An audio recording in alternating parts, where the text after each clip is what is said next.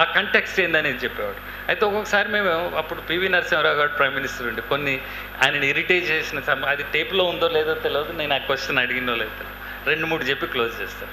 Very important ఏంటంటే PV Narasimha Rao గారి మీద చాలా మమకారం ఉండేది. అరే అని పిలిచేవాడు అనేది నేను. అయితే మేము ఊరికి ఆయనని హెకిల్ చేసేవాళ్ళం. చూసినావా మీ ప్రైమ్ మినిస్టర్ ఏదైనా న్యూస్ పేపర్లో రాగానే కరప్షన్ వచ్చిందనుకో, చూడుగో మీ ఓడే ప్రైమ్ మినిస్టర్ ఉన్నాడు గిట్లా చేస్తున్నాడు ఏదంటే అప్పుడప్పుడు ఊరికే కూర్చునేవాడు.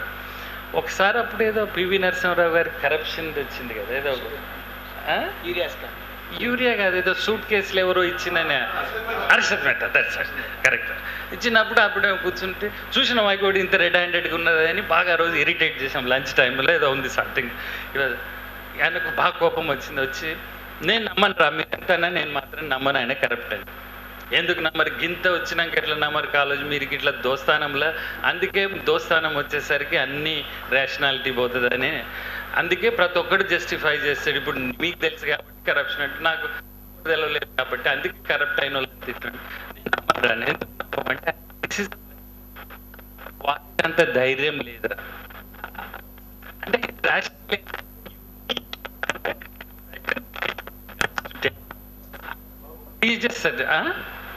ఆయన వాడికి అంత ధైర్యం లేదురా. ఎందుకు లేదు ధైర్యం అంటే ఆయన అదే అన్నాడు అన్నట్టు, అటు ముఖ్యమంత్రి అయిండు, హోమ్ మినిస్టర్ అయిండు, ఇంత అయిండు, కానీ పివి నరసింహారావు నాకు మేలు చేసిందని వరంగల్ ఈ దేశంలో కానీ ఒక్కడు నిలబడి చెప్పలేడు. ఒక్క మనిషికి కూడా మేలు అంత అధికారంలో ఉండి చేయనటువంటి వాడు కొరకు డబ్బులు ఎట్లా తీసుకుంటాడు రా. అదే సో అంటే ఇట్లా బేసికల్లీ ఏంటంటే తర్వాత ఆయన కొన్ని మూఢనమ్మకాలు కూడా ఉండేది. ఏంటంటే ఆయన కాళ్ళకు బాగా నొప్పులు అవి ఉండేది. ఏ మందు మరి మీకు భయం అలోపతి గా పోయేది, మిత్ర దగ్గర తీసుకుపోయేవాడు అక్యుపంక్చర్ పోయి ఇది ఎట్లా కాలేజీ ఇది దీంటికి దానికి ఏం సంబంధము, ఉడికే మందులు తీసుకోవచ్చు కదా అంటే కాదురా.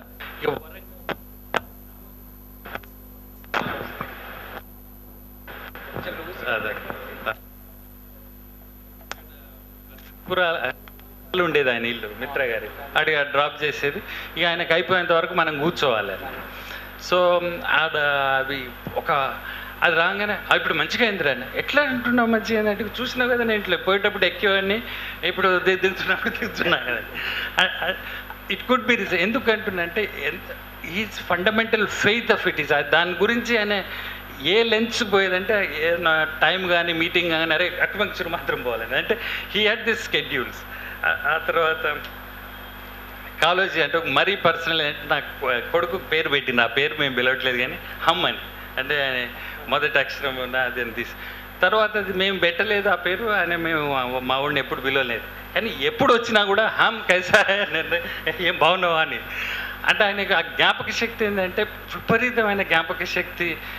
మనం ఎవరినన్నా ఈయన మీకు తెలుసో లేదో పెద్ద మనిషికి ఆయన ఇంట్రడ్యూస్ చేద్దాం కదా, ఎందుకురా నాకు తెలియదని నువ్వు చెప్తున్నావు అని. So he had this amazing memory of recalling faces, context. తర్వాత I think I will some of the tapes ఉన్నాయి, ఐ థింక్ నేను హ్యాండ్ ఓవర్ చేస్తా. నేను పోయిన తర్వాత అక్కడ స్విట్జర్లాండ్లో ఉన్నాయి. I search it at least 2-3 tapes ఉన్నట్టుగా గుర్తు. తర్వాత ముగించే ముందు ఏంటంటే why amount is that I have a project. Actually I don't time కూడా లేదు. నేను ఫిల్మ్ మేకర్, నేను నరసింహారావు గారితో కూడా ఏంటంటే I have about 12 people list ఇక్కడ. I wish we should interview them in the same length and revisit that after their kind of one decade of demise, because these people have incredible wealth of information at a personal level ga evaranna teeste kuda nenu I can cooperate gani, or I don't have any great skills to do that, but I can basically interview in a personal level, not their glory. మీరు ఏం చేసిండు ఎందుకు finally ఎందుకు ముగించే ముందు sometimes it's a tragedy to be a famous, because నేను నల్గొండలో పెరిగిన కదా, కొంతమందిని నేను వాళ్ళ జీవితాంతం మొత్తము వాళ్ళు ఒక 1 year చేసినటువంటి హీరోయిజంను కంప్లీట్ జీవితం స్ప్రెడ్ చేసి బతకాల్సి వస్తుందంటే ప్రతి ఒక్క దాని గురించి అడుగుతారు అన్నట్టు. ఇప్పుడు సాయుధ పోరాటం మేబీ ఎట్ ద బెస్ట్ అంటే నేను అండర్మైన్ చేయట్లేదు, I feel it's a tragedy. అంటే they have to grow up. ఎందుకు కాలేజీ కంటెక్స్లో ఏంటంటే he was never updated. I think he was always updated with issues. I used to, because last question answer చేయలేదు, టేబుల్లో ఉందో లేదో నేను చూడాలి. What we're trying to get is అప్పుడే 95లో కంట్రీ లిబరలైజ్ అవుతున్నాయి, ఇంకా సెల్ ఫోన్స్ అప్పుడే వస్తున్నాయి. It was a complete transition period. ఆయనను అడగాలనుకున్నా అంటే what is his vision of 20 yearsలో ఎట్లుంటుంది అని. అందులో చెప్పలేదు, అది వేరే డ్రిఫ్ట్ అయింది. ఎందుకు ఇంపార్టెంట్ ఏంటంటే వేరే వాళ్ళు నార్మల్గా ఆ ఏజ్ గ్రూప్ ఉన్న వాళ్ళు ఏమంటే మనం కూడా ఆ ఏజ్ గ్రూప్ అయినప్పుడు we become extremely nostalgic, grumpy.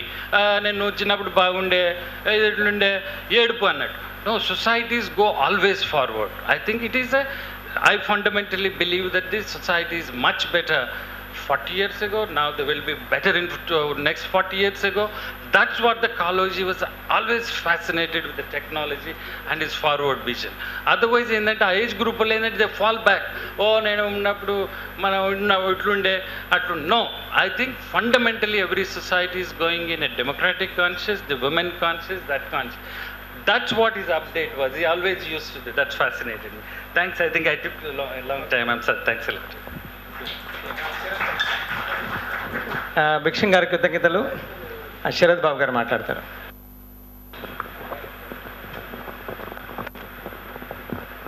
సభకు నమస్కారం అండి. కెమెరామెన్లు జనరల్గా కెమెరా వెనుక ఉండే మాట్లాడతారని కెమెరా ముందు మాట్లాడరు. మేము ఆర్టిస్టులకు చెప్తాం, మీరు డైలాగ్ ఇట్లా చెప్పాలి, అప్పుడు ఇట్లా చెప్పాలని మేము కెమెరా వెనక ఉండి చెప్తాం. కానీ మమ్మల్ని అది ముందు పోయి చెప్పమంటే లైట్లు మైక్ అనే వరకు మా కాళ్ళు వణుకుతూ ఉంటాయి, తడబడుతూ ఉంటాం అన్నమాట. ఎందుకంటే ఈ డైలాగ్ చెప్పలేరా అని మేము కెమెరా వెనక ఉండే చెప్పగలుగుతాం, కానీ కెమెరా ముందు అట్లా. ఇప్పుడు నా పరిస్థితి కూడా ఏంటంటే నేను మాట్లాడలేను, నేను స్పీకర్ కాదు. వేదనకు ముందే చెప్పాను, నేను మాట్లాడలేనంటే నువ్వు మామూలుగా కూర్చున్నప్పుడు బాగా మాట్లాడతావు కానీ నువ్వు స్టేజ్ మీద ఎందుకు మాట్లాడలేను.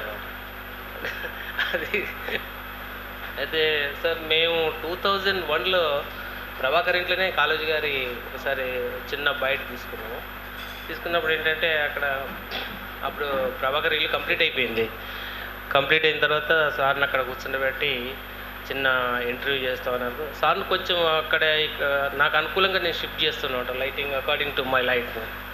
ఒక 2 లేలే సారు చాలా పెద్ద, అతన్ని మీరు విసిగించొద్దు అన్నాడు. కాలేజీ గారు ఏమన్నారంటే, ఆయనకి ఎట్లా అవసరం ఉంటే అట్లా తీసుకుంటాడు, ఆయన ఏడ కూర్చోమంటే నేను ఆడ కూర్చుంటాను. అంటే కాలేజీ గారి సిన్సియారిటీ గురించి చెప్తున్నాను అనమాట. నువ్వెవరో వద్దు అనేటానికి ఆయన కెమెరామెన్, ఆయనకి అనుకూలంగా ఏడ కూర్చుంటే పెడితే ఆడ నేను కూర్చుంటాను అనమాట. అట్లే తర్వాత కాలేజీ నారాయణరావు గారు చనిపోయిన తర్వాత నేను పూర్ణ కృష్ణమూర్తి గారు వరంగల్ పోయి ఒక 3 days అక్కడనే ఉండి రుక్మిణి గారి ఆ ఇంటర్వ్యూ చేసినాం. ఆ రుక్మిణి పై పార్ట్ అంతా నేను షూట్ చేసినాను. సంతోష్ అండి రుక్మిణి ఇప్పుడు చూసినాం, ఇక్కడ చేసింది అనమాట. మేము వరంగల్ చేసింది కాలేజీ గారి వైఫ్ వాళ్ళ మనమడు ఆ ఊరిది అనమాట. కానీ పాత టేప్ మీరు చూడలేదు. అయితే అక్కడ నాగిల రామశాస్త్రి గారు కాలేజీ నారాయణ గారికి మంచి శిష్యుడు అనమాట. అతను ఇంటర్వ్యూ చేసేటప్పుడు మాకు చాలా అతనే ఉండి హెల్ప్ చేశాడు. చాలా విషయాలు చెప్పేది రామశాస్త్రి గారు. కాలేజీ నారాయణరావు ఇంటి దగ్గర రోజు వారానికి ఒకటన్నా ఏదైనా చిన్న మీటింగ్ అవుతుంటుంది అనమాట. ఆ మీటింగ్ అయ్యేటప్పుడు అక్కడ ముందట కూర్చున్న తర్వాత ఏదో అప్పుడే చిన్న గెట్ టుగెదర్కు అరేంజ్ చేసింది. అప్పుడు కుర్చీలు, టేబుళ్ళు అన్నీ శామ్యాలు లాంటి చిన్న చిన్న రిక్షాలు వేసుకొని ఒక అతను వచ్చిందన్నమాట. సార్ అని పిలిచినప్పుడు ఈడెవరు మనుషులు లేరా అన్నమాట. అరే మేము అందరం మనుషులం కావాలన్నట. అంటే కాలేజీ గారు సామాన్లు మోసేటోడే మనుషులు, రిక్షావానికి మన మనుషులాగా కనిపిస్తలేము, ఎవరైతే పని చేస్తారో వాళ్ళే మనుషులని అతను అంత సిన్సియర్గా చెప్పాడు అనమాట. అది నాకు చాలా బాగా గుర్తున్నది. అట్లా చాలా ఇన్సిడెంట్స్ చెప్పేదనమాట. మేము చాలా 3 days ఉన్నాం. అలా రుక్మిణీబాయి గారు పాపం ఆమెకు ఆరోగ్యం బాగా లేకుంటుండే, కొంచెం రోజుకు ఒక 1 hour కంటే ఎక్కువ ఇంటర్వ్యూ చేయకపోయేది అనమాట. అది నా ఎక్స్పీరియన్స్. ఏంటంటే నేను లైటింగ్, కంపోజిషన్, కలర్స్ ఇవే అది చేస్తాను, కానీ ఆర్టిస్ట్ మీద ఎక్కువ కాన్సన్ట్రేట్ చేయము. మేము మాట్లాడడం కూడా చాలా తక్కువ మాట్లాడతాం. మా వర్క్ అంతా కెమెరాతోటే ఉంటుంది కాబట్టి నేను ఎక్కువ మాట్లాడలేకపోయాను. Thank you sir. Thank you Sharath garu. నాకు కాలేజ్ దగ్గరని అభిప్రాయపడలేదు, బట్ కాలేజ్తో చాలా తిరిగినాను, అంటే బాగా నేర్చుకున్నాను. చాలా సింపుల్. అంటే తను అన్నట్టుగా అతి మామూలు విషయాలు మనకి తట్టనివి. నేను ఒకసారి కాలేజ్ గారిని ఎమర్జెన్సీలో 2-3 సంఘటనలు చెప్తాను. శీలం సుధారెడ్డి కాలేజీ ఖమ్మం తీసుకెళ్ళాలి. కాలుతో బాగా తిరిగేవాడిని ఎమర్జెన్సీలో. తర్వాత కూడా అప్పుడు ఎవరు లేరు, వరవరావు గారు జైల్లో ఉన్నారు. నేను చిన్నప్పటి నుంచి కాలేజ్ దగ్గర పోతున్నాను. నాకు ఎవరో ఫోన్ చేసి చెప్పినారు, నేను అప్పుడు ఎంఏలో ఉన్నాను, తీసుకుపోతున్నాను. మేము బస్సు ఎక్కినప్పుడు మామూలుగానే ఉంది బస్సు, ఎక్కువ రష్ లేదు. తొర్రూరు పోయిన తర్వాత కొందరు మనుషులు ఎక్కినారు. కాలేజీ ముందుండు, నేను వెనుక కూర్చున్నాను. తొర్రూరు ఇట్లా బస్సు బయలుదేరింది. అరే జీవన్ పండుకున్నావా చూస్తున్నావా అంటే చూస్తున్నా అన్న. చూస్తున్నావా, ఏం చూస్తున్నావు అంటే చాలా సందర్భాల్లో మనం జవాబు చెప్పలేము, అంత ఇన్స్టంటేనియస్. తన ఇంపల్స్గా ఏం చూస్తున్నావు, ఏం జవాబు చెప్తారు మీరు, ఏం చూస్తున్నావు అంటే చూస్తున్నావా అంటే నేను పడుకోలేదు తెలుగుతూ ఉన్నా అని చెప్పడం. అక్కడ ఇద్దరు ఆడమనుషులు ఏమన్నా చూస్తున్నావా అన్నాడు. It was shock of my life. ఆడవాళ్ళు నిలబట్టి నువ్వు ఎట్లా కూర్చున్నావు అన్నాడు. నేను అసలు జీవితంలో ఇటువంటి సంఘటనలు కొన్ని 100 కాలేజీతాయి. అప్పుడు ఓడిపోయినాను. తర్వాత ఇంకా చాలా అతి ముఖ్యమైన విషయం, నేను అప్పుడు ఎమర్జెన్సీ జీవగడ్డ విజయ్ కుమార్ పెళ్ళి వరవరావు గారి జైల్లోనే నేను కాలేజీని తీసుకెళ్ళాలా.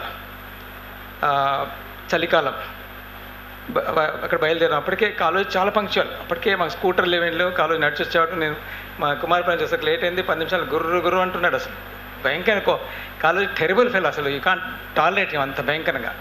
కొట్టిందా పని చేస్తాడు. ఏ మినిస్టర్ అన్నాడు. ఏ మినిస్టర్ వాచ్ చూసుకోలేదు, అంతే. బస్ ఎక్కినాం, దిగినాం. కరీంనగర్ టౌన్లోకి పోయే ముందు అక్కడ మన కమాన్ దగ్గర ఆగుతుంది బస్సు. అప్పటికే కొంచెం ఎందుకు ఆ రోజు బాగా చల్లగా ఉంది. దిగినాం. అక్కడ దగ్గర హాల్ ఉంది. దిగినాక అక్కడ ఒక ముసలాయన, ఓల్డ్ ముస్లిం ఎర్రగడ్డ ఉంది, పెద్ద మనిషి, చిన్న హోటల్ గుడిసె ఉంది, గుడిసె లాంటి హోటల్. ఒక పాత డబ్బాలు ఉన్నాయి, మీకు గుర్తుంది కావచ్చు. దాంట్లో బన్నులు ఉన్నాయి, బన్ ఇట్లా రౌండ్ బండ్లు ఉన్నాయి. ఆ పెద్ద మనిషి అక్కడ పోయినాం. ఆయన మాకు లోటా ఇచ్చిండు. అక్కడ డ్రమ్ ఉంది, నీళ్ళు, ఇటుక పల్లపడి నేను గడుపుకున్నా. నేను ముందు గడుపుకున్నా, కాలేజీకి వెళ్ళి గడుపుకుని చాలాసేపు గడుపుకుంటాను నమ్మకం. ఇట్లా నేను ఆ లోపు ఇక్కడ ఏమీ లేదు, ఇక్కడ బన్ పాతగా ఉంది, ఇంకేమైనా వేడిగా దొరుకుతుందని కొంచెం ముందు పోతే సిక్కువాడ వస్తుంది, కొద్దిగా ముందు, ఒక జస్ట్ ఫర్లాంగ్ ముందు పోతే అక్కడ పూరి చేస్తున్నాడు, ఇడ్లీ చేస్తుండు ఆయన. నేను ఒకసారి కాలేజీ తుడుచుకున్నాడు, బెంచ్ మీద కూర్చున్నాడు. నాకు చెప్తే నేను ఎప్పుడు ఏడుస్తాయి, ఎప్పుడు ఈ సంగతి ఎప్పుడు చెప్పిన. అప్పటికి నేను హక్కుల సంఘంలో చేరలేదు, కానీ ఇవన్నీ చదువుతున్నాను, మిత్రమండలి పోతున్నాను, కాలేజీ తిరుగుతున్నాను. నేను మరి కాలేజీ గారు ఇది ఈ బన్ పాతగా ఉన్నది, కొంచెం ముక్కిపోయినట్టుంది, మరి ఆ ముందట అక్కడ వేడి పూరి ఉంది, పోదామన్నా. అసలు మీరు ఊహించలేదు ఎంత కోపడ్డాడు. అరే బద్మాష్ అన్నాడు. అరే బద్మాష్, నువ్వు బేమాన్ అయితే నేను బేమాన్ కాదురా. వీడు నాకు పండ్ల పొడి ఇచ్చిండు, నీళ్ళు ఇచ్చిండు, లోటా ఇచ్చిండు, కూర్చోమన్నాడు, బెంచ్ చేసిండు, నువ్వు పోయి తిన్నా, నేను తిన్నా, వీడియో పెడతాడు తింటా. నేను అసలు షాక్ ఆఫ్ మై లైఫ్. అసలు నేను అప్పటికే లెక్చరర్ని, నేను సికేక్ వాళ్ళు పనిచేస్తున్నా, కొంచెం అటు ఇటు తిరుగుతున్నాను. ఇంత సింపుల్ విషయం అంటే ఈయన పట్ల నేను కృతజ్ఞతగా ఉండాలి, నాకు పళ్ళ పొడిచిన ఆయన పట్ల. ఇది నేను జీవితంలో మర్చిపోను. అంటే అతి మామూలు విషయంగా, చాలామందికి అతి మామూలు విషయం అనిపిస్తుంది. ఇప్పుడు బస్సులో నువ్వేం చూస్తున్నావు అతి మామూలు విషయమే, కానీ దాంట్లోనే మానవత విలువ. ఒక నేను ఇప్పటికీ, అప్పటి నుంచి ఇప్పటి వరకు నేను బస్సులో ఎప్పుడు లేడీ నిలబడి నేను కూర్చోను. అందరు నవ్వుతుంటారా, నా భార్య కూడా ఎందుకు అంత దూరంగా ఉంది. నాకు కాలేజ్ అంటే ఇట్లా వెంటాడేవాడు మనిషి. ప్రతిరోజు వరంగల్ ఉన్నంతకాలం నేను అక్కడ నేను ఇది మాట్లాడితే కాలేజ్ ఏమంటాడో, నేను ఇది మాట్లాడాలా వద్దా, నేను రైటా కదా, ఇట్లా అంటే నేను పెళ్లి చేసుకోవడానికి సిద్ధపడ్డాను. ఇక్కడ కరీంనగర్లో ఒక అమ్మాయి కొంచెం కష్టాల్లో ఉంది, నవీన్ గారు చెప్పారు, అంబశయ్య నవీన్. అమ్మాయి మ్యారేజ్ క్యాన్సిల్ అయింది ఏదో కట్న ప్రాబ్లంతో. నేను పోయి చూసి వచ్చాను. నవీనే వెళ్ళి కలిసాం. కాలేజ్ దగ్గర పోయినాను. ఇట్లా నేను పెళ్లి చేసుకుంటున్నా, రిజిస్టర్ మ్యారేజ్ మీరే చేయాలంటే నేను షాక్ అయినా. ఆయన నువ్వు దాంతో బాగుంటావా మరి అన్నాడు. దానికి జవాబు ఏం చెప్పాలి, మరి బాగుంటావా దాంతో? అరే నన్ను ఇంతకాలం చూస్తున్న కాలేజ్ మీరు ఎవరికి ఎరక, అంతకుముందు ఒక విప్లవ కార్డు పెళ్లి చేసుకుని ఇంకో దాంతో తిరుగుతున్నాడు వాడు అని చివరికి ఒక్క మాట, ఎవరికి ఎరకరా నువ్వు మొగోనివే కదా అన్నాడు. నేను నువ్వు మొగోని కదా అనే మాటలో ఉండే అర్థం పూర్తి పితృస్వామ్య సమాజంలో విప్లవం కావచ్చు, వీరసం కావచ్చు, ఏమైనా కావచ్చు, నువ్వు మొగోనివి.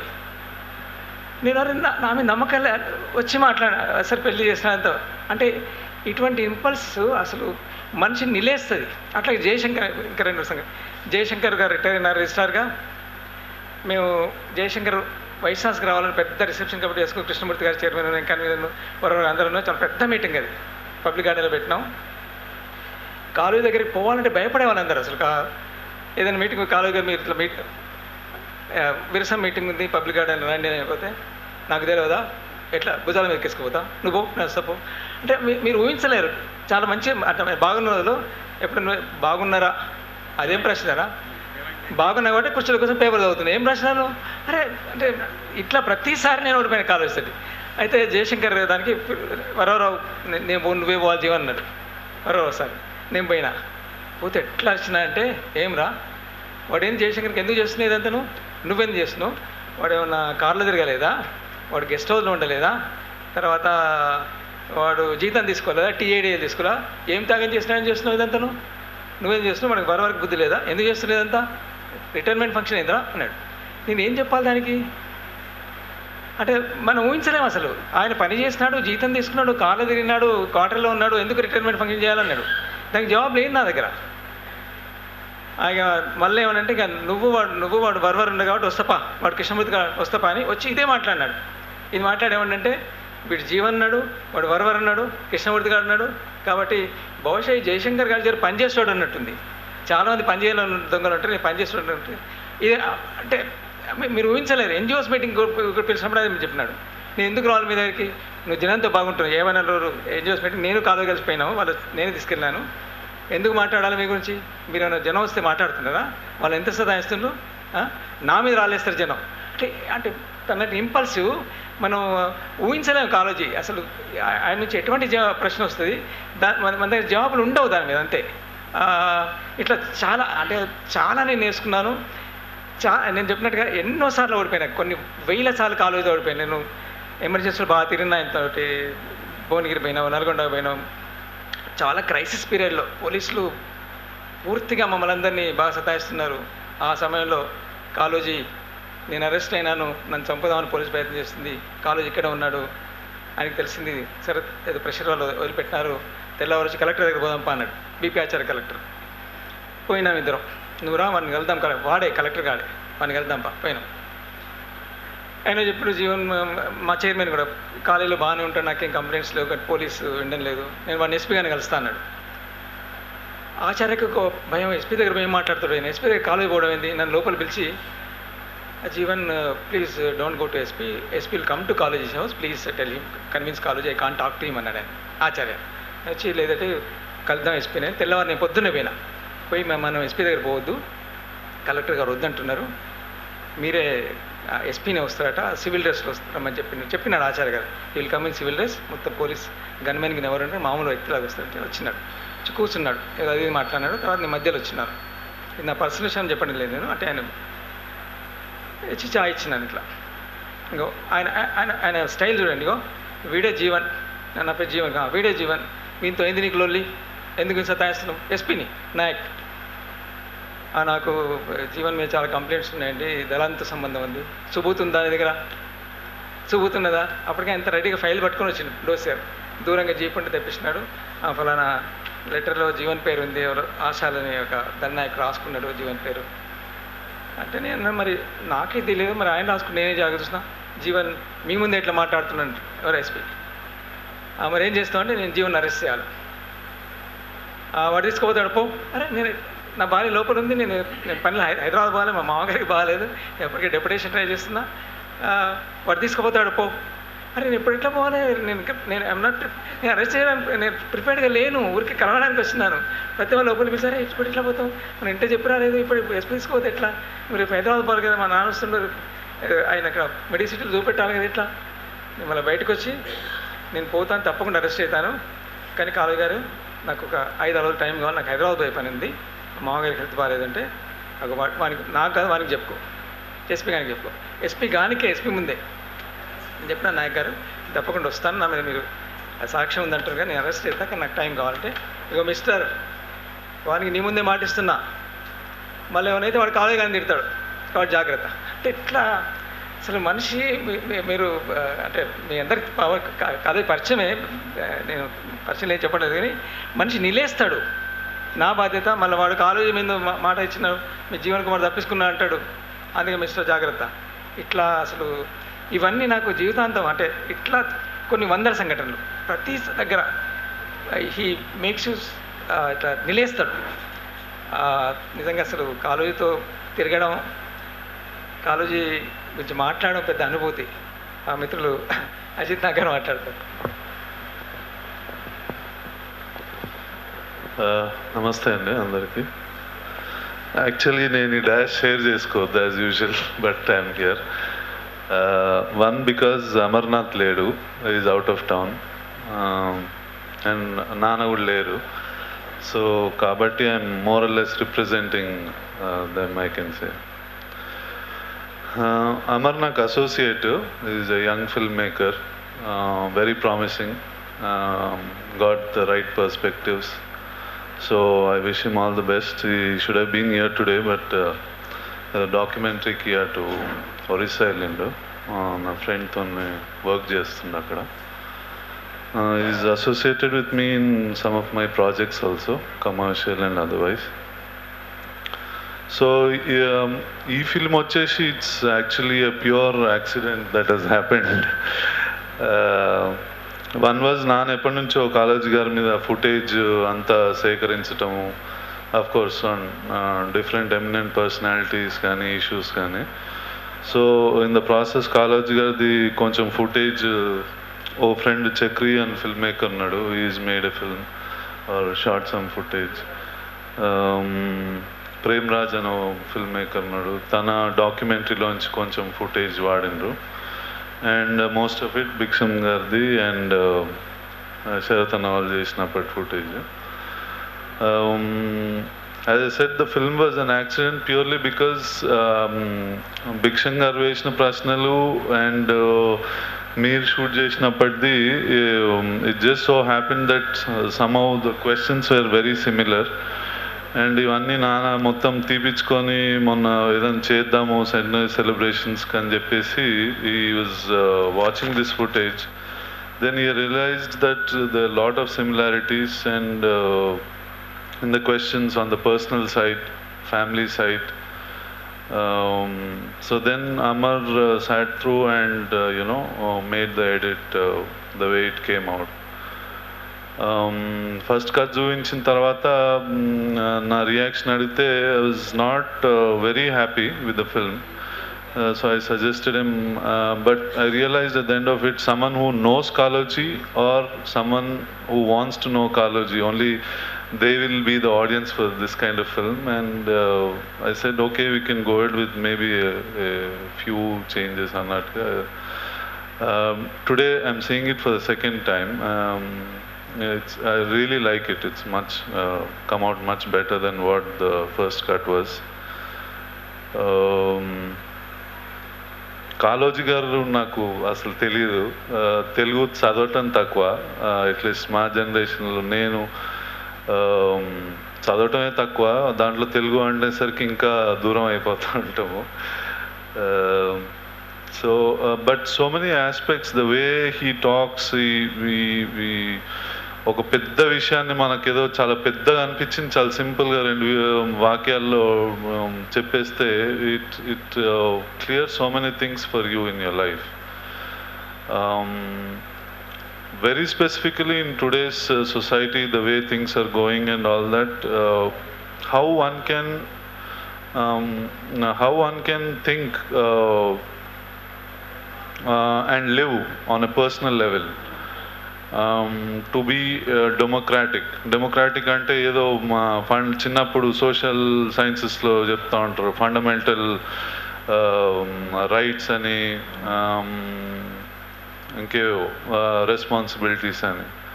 At the end of it, our children know democracy as the fundamental rights and responsibilities, and what India as a sovereign is. But what a society should be అనేది ఎవరు చెప్పట్లేదు, ఎవడు వింటాను కూడా రెడీగా ఉండకపోతారేమో ఇంకా చెప్పకుండా పోతే the coming generations.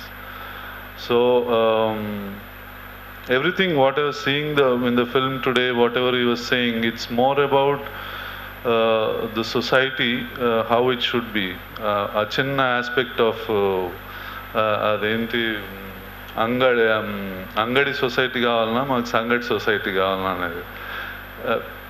it's a very small thing, in very small words, but if you go into it, it's an ocean. You want to live your life in a market, or you want to live your life in a society that you choose of helping each other or not. So ఇట్లా ఇక and Ram Sastry గారు నేను మొన్న వరంగల్ వెళ్ళినప్పుడు book కూడా ఇచ్చిండ్రు, but I still not yet started to read it. As I said, చదవటం కూడా చిన్నప్పటి నుంచి అలవాటు కావాలి, and even language I think. So I won't take much time. These are things I felt that about the film, the filmmaker, and maybe at least with the centenary celebrations, I'm thinking Telugu lo books. Why not we start with Kaloji books, making Telugu books into audio books, so that so many people like me who don't put an effort to read in the language, probably audiobooks unte a lot could be simpler, the reach could be much wider, and we could still keep people like Kaloji or his works alive. So thank you so much for the opportunity. Thank you Ajith గారు. No మనం ఇప్పుడు college గురించి మాట్లాడు please because they want to show that they can do anything. అదే కదా మిత్రులందరూ college గురించి చాలా విషయాలు మాట్లాడుకోవాలి. ప్రజాస్వామ్యం మీద ఆయన చెప్పిన ఆలోచనలు కావచ్చు, లేక ఓటర్ గురించి ఆయన చెప్పిన ఆలోచనలు, అట్లాగే పరిపాలన ఎట్లా ఉండాలా. ఇంకొక నేను అన్ని కాలేజీ ఎపిసోడ్స్ ఒకటి చెప్పి, ఒకటి కాలేజీ గురించి చాలా పాపులర్ స్టోరీ ఒకటి వరంగల్లో పాపులర్గా ఉంది, ఎప్పుడు జరిగింది.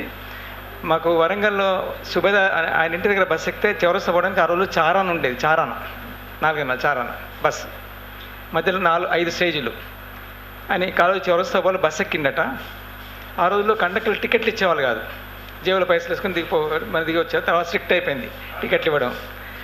కాలేజీ బస్సు ఎక్కిండు, ఒక లోకల్ చారాన్ని ఇచ్చిండు, ఆయన టికెట్ ఇవ్వలేదు. కొద్ది దూరం వెనక టికెట్ అయితే ఇస్తాపో అన్నాడు. తర్వాత ఇక బస్సు అంటే స్టేజ్ రాబోతున్నది, తను పెట్రోల్ బంక్ వచ్చిన తర్వాత జూనియర్ కాల్, దాని తర్వాత చౌరస్తా అవుతుంది. పెట్రోల్ బంక్ వచ్చినాక మళ్ళీ అడిగిండు, కూర్చో పెద్ద మనిషి దిగిపోరాదు, టికెట్ ఎవరు అడుగుతున్నాను, చౌరస్తాలు దిగిపో అన్నట. కాలేజీ అసలు నిజానికి మనం గొడవ చేస్తాం టికెట్ ఎందుకు ఇవ్వని. కాలేజీ ఏం చేస్తాం, మీరు ఆశ్చర్యపోతారు. ఒక టీచర్ చెప్పిన కథ ఇది, మేము పుస్తకంలో రాసినాము.